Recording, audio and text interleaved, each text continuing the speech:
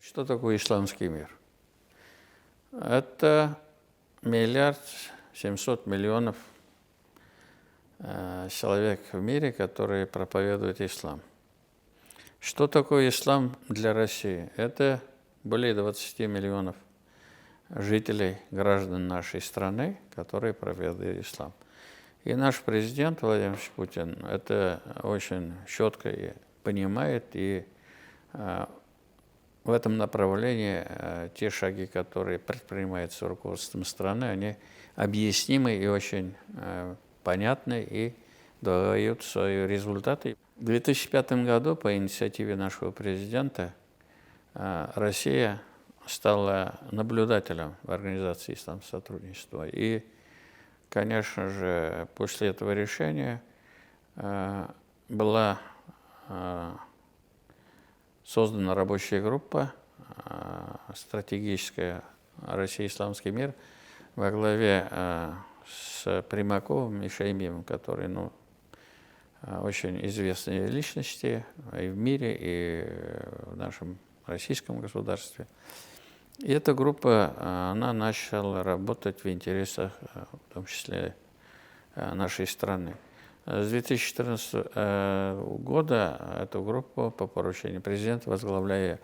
И мы активно тоже используем любую площадку. Очередное наше заседание планируется 20 мая. Это будет в Казани в рамках вот такого исторического события для мусульманского мира, значит, 1100-летие принятия ислама в Волжской Булгарии.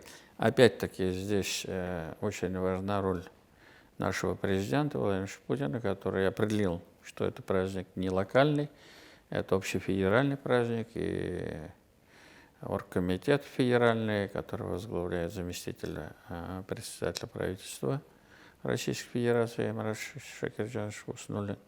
Это говорит о том, что вот эта тема, она всегда находит поддержку не только Министерства иностранных дел, администрации президента, но и лично глава государства уделяет большое внимание этим нашим контактам, нашей работе.